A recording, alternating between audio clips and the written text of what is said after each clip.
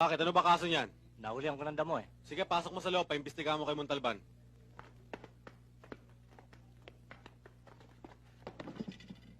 Montalban, O, ano yan?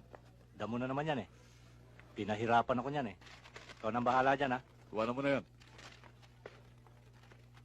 Paghintay ka. Oo. Pangalan, 1, apelido. 2, 3. 1, 2, 3. Saan ka nakatira? Numero ng tahanan mo. 4562 Street. 4, 5, 6, 2, Street. Corner 8910 Avenue. Corner 8, 9, 10 Avenue. Puro numero po. Pasinyo gobyerno, sila naglagay eh. Talagang kayo, wala na kayong pagbabago. Eh kung magbabago ako, salbahe ang dating ko. Mabait ka ba? Oo, pinaglihan ko sa anghel eh. Anghel, gusto mo bang maging kerubin? Di naman ho. Ang gawain nyo, masama. Gawaing satanas yan. Gano'ng katagal ka na nagdadamo? 2 taon ho. 2 taon, ha? Ano may epekto nito? Maganda. Maganda, ha? Lumalakas yung katawan ko. Hiyang, ha? Hiyang na hiyang ho. Hiyang na hiyang, ha? Hiyang na hiyang.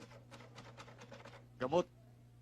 Pag nasobrahan ako sa pagdamo, nahihilo ako, gumagamit ako ng syrup. Sirup. Mhm. Nagsisirup, ha? Mhm. Sa 2 tinanong ko sa'yo.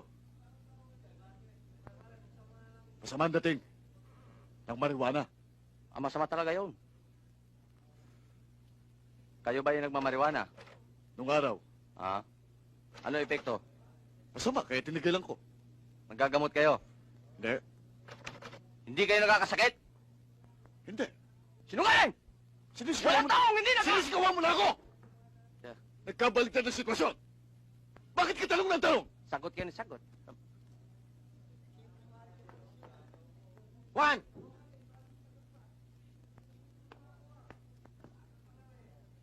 Ano ba sinasabi ni Sargento na pinag-ahabol ka raw ng pulis? Hinuli ako sa pagdadamutay. Bakit? Boss, mas maba magdamo? Hindi ba niyo alam na masama magdamo? Eh kung ako nagdadamo eh. Ah, gano'n, ha? Magaman nagdadamo. Anak, ilabas mo nga yung damo. Pakita mo nga sa kanya. Ito, O, anong marka ng damo na yan? Barit.